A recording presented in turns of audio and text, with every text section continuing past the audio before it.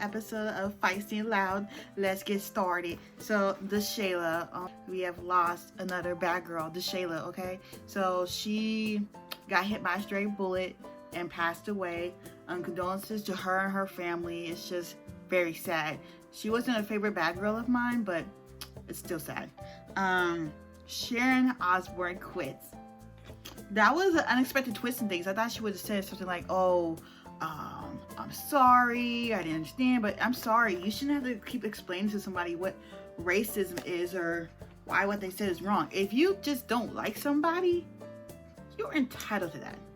But of course, there's people out here who will say, oh, I don't like black people, or oh, I don't like Latinos or Asians or this or that, and think that's okay to say out loud. No. Maybe sometimes it's best to keep that thought to yourself if that's what you feel. Okay, some things just don't need to be said, and just like everything that she said, and the way I went into the last Feisty and Loud that I posted on here, once again, you did not have to talk to Cheryl like that. That was more effed up than anything. You've done a lot of stuff, and it finally came to bit you in the ass. Okay, Sephora Subscription. So, the way I be getting stuff faster, sorry, I need to take a little drink. Kavita.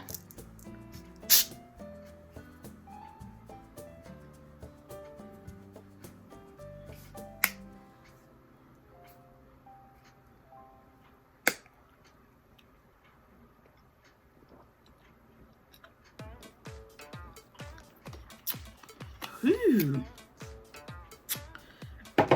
Excuse me. Okay, that was interesting.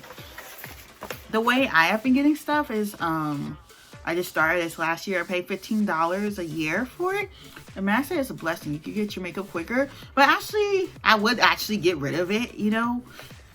Maybe I'll keep it for one more year and get rid of it, because they say something's supposed to come in 2 days. I don't know if it's because of the pandemic or what, but it don't come in no 2 days. I don't care what anybody say. It don't come in 2 days. And most of the time, sometimes some makeup be old. Like, I didn't realize this until I read the reviews on Sephora. Remember this. Always read reviews on everything. Because if you don't, you end up with something shit. Okay? I got this foundation. And, you know, I've been raving about it in my vlogs. You know, and I've been watching my vlogs. Go watch them. And that was clearly the wrong shade. Because I'm like kind of tan, dark tan, you could say. And I got tan beige. Like, that's not the right one. So, I have another one coming. You'll watch my vlog. I'll talk about that later. And it smelled like crayons. Should have been the dead giveaway. That was old. And it was hard. Like, I had to do this whole formula of using oil or water just to, like, maybe make it like a liquid foundation, because that ain't it. No, that ain't it. Like, I can't find a good foundation. The only way I find one is to go in the store. It's like, come on now. Sometimes I want to wear foundation. I don't want to just wear my face. You know, because sometimes I got all these moles and all stuff from heritism. I think that's what I have, because I grow hair on my face, which is kind of weird. But, yeah, let's go into Call Me By Your Name and Satan's Shoes. Yeah. Okay, somebody probably will cover me this like, oh, you're extreme Christian. Actually, I'm not. From a young age, if you've watched The Powerpuff Girls, and you know, there's this character called him. He kind of represented the devil. I didn't like him. Even, you know, just devil in general. I don't worship the devil. I don't support the devil. I don't get it. Now I get it, since somebody explained it on social media, saying that he was saying that, oh, because he's gay, he's gonna go to hell. I don't really judge nobody for that, because, like, I have gay supporters, you know, gay friends, and, you know, I don't judge y'all for that. I really don't, but there's other people who do. It's just more, my problem is, like, could you have used a different way to explain your point? Because that was horrifying to see. Just crazy. Oh my gosh, this gets me more than anything, because again, as I said, I don't worship the devil. He got the pentagon, not the charm symbol, okay? I don't think that's devilish. I hope it's not, because I had a necklace with the charm symbol, but I think the chain broke or something. I still have the little thingy, but he used the pentagon. They said it was made with human's blood.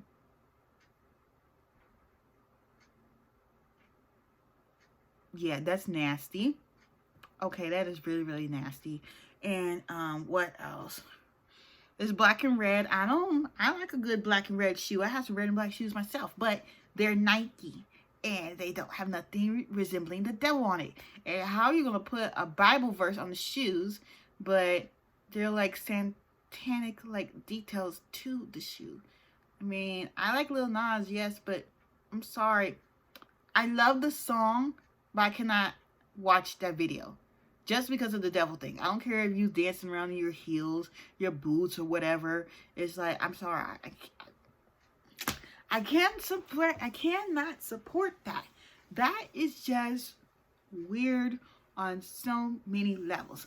And since we're speaking about it, let me see, next topic, suppressing votes. So Georgia made a law where, I don't know if they're trying to make it difficult for black people to vote or just women or, you know, whatever. But that is so wrong on so many different levels. Like, women had to fight hard to vote, but black people had to fight harder to vote, you know? So it's like you're trying to take people's rights away times two if they're a woman. It's like, that's terrible. Just because you don't want the right vote.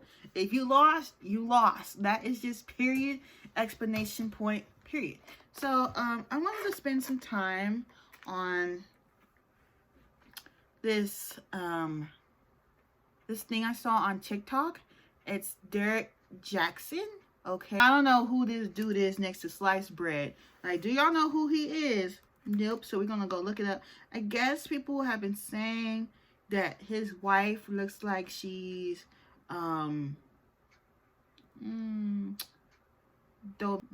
violence or something. He just seems a little off. Like, how dare she go back to a guy who got somebody pregnant and I mean other women? It's like, what is wrong with that dude? Okay, Derrick Jaxn. We're gonna go in depth with this one. So I don't have much to talk about this one. I thought I had more, but okay. So he is a relationship guru, okay?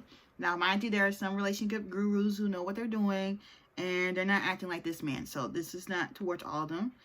This is from the New York Post. Derrick Jaxn exposed for serial cheating on his wife. I guess he's a YouTuber and an Instagrammer.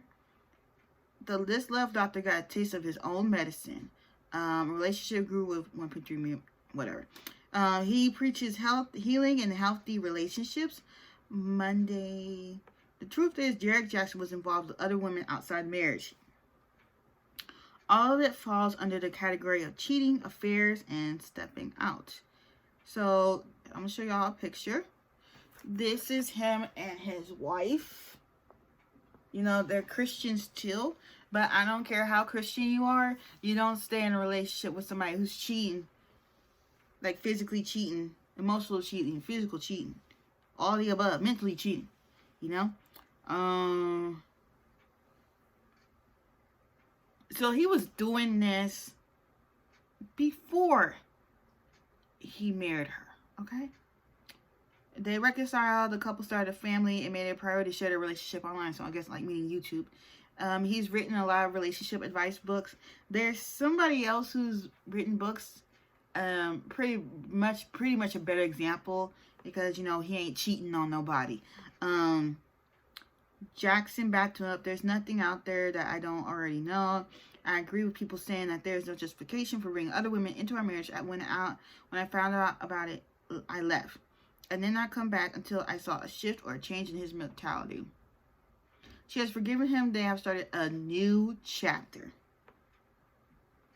I know I cannot build a platform preaching certain things and then in my real life live contrary to that.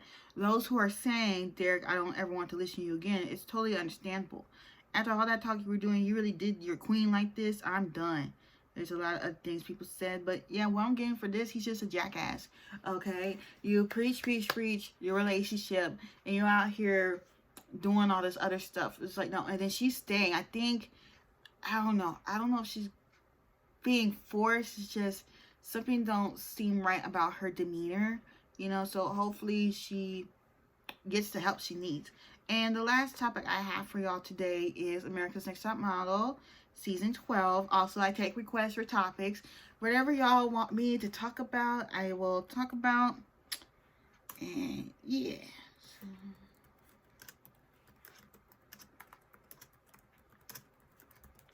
we getting head down to the wire. I can't wait to get to like the last 4 seasons, because I might have something to say about that. Like, yeah, because I've been watching, you know, the channel I always be talking about, and I saw Adam on there. I was like, I did not like him in the show, and he's still the same now. He said insensitive things about Mariana.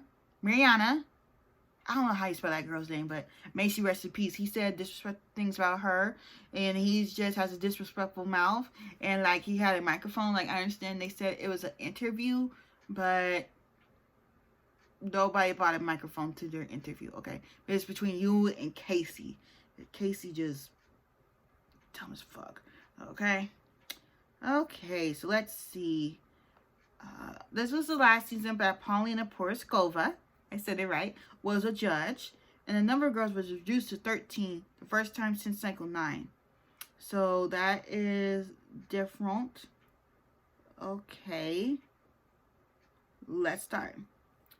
Yeah, Isabella Falk, I did not care for her. Next one is Jessica Santiago. I think there's only like 1 or 2 people in this season I actually liked. Not the right people. Okay, Jessica, I liked her, but she thought that, oh, I'm just too pretty. You know, I am just too pretty.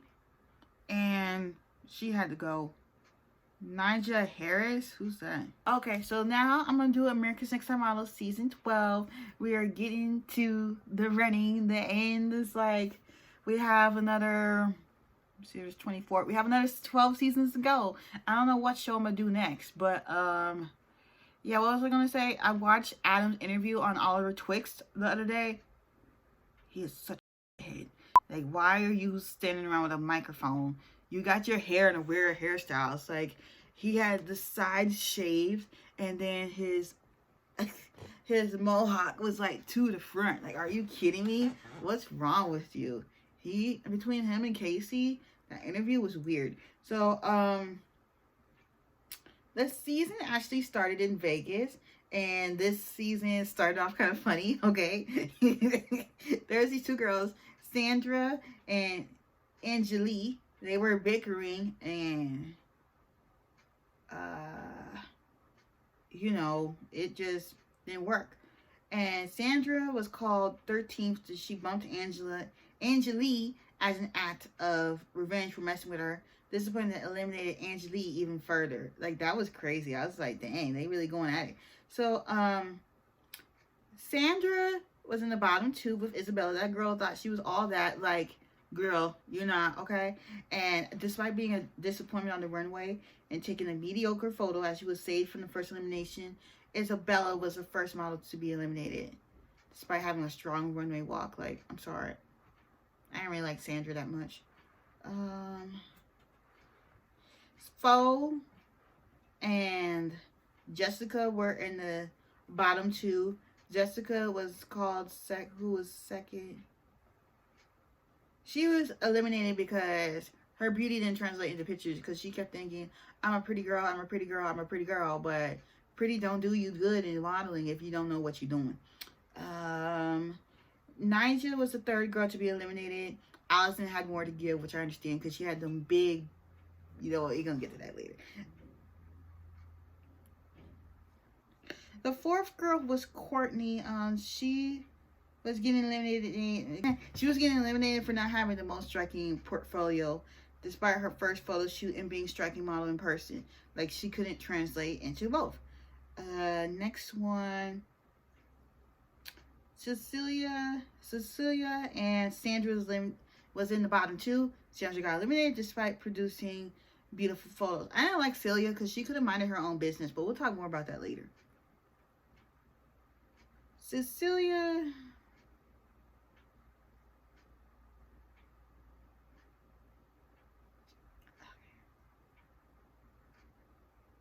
okay, so there was this girl named Talia. I loved her, okay? She had all these burns on her body, but like, she could have been a better model if she would have kept her self-esteem up. And that was what led to her being home, you know? Being sent home, because that was so sad. And like, Talia at one point said that she didn't want to be there no more. I wish Oliver Twix would get her on there because maybe she just didn't. London and I don't know how to say this girl's name. I'm so sorry. London was sent home for her recent weight gain. Like, that's messed up. You're in the house. You're not able to exercise or anything and all that. And she got eliminated. Natalie was sent home. I remember during her photo shoot, they said, we ain't doing nothing to you. You look good the way you are. You could have gave her some highlights or something. Because she looked like that plain, basic, average model. Okay? So, she went home. And fuck it. Whatever her name is. Foe was eliminated, and Cecilia got to stay.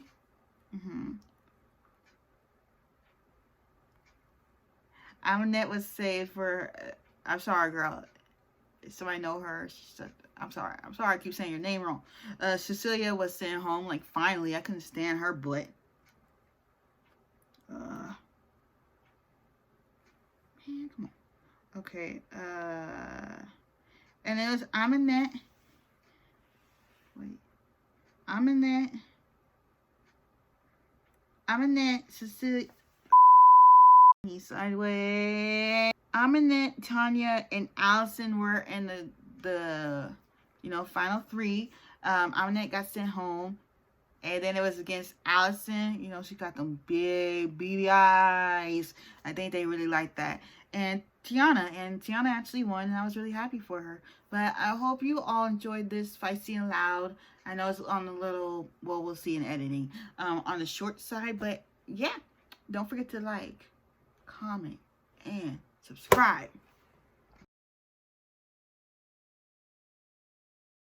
Masticky, getting them, and then he's been sleeping around with other men. I mean, not, ooh.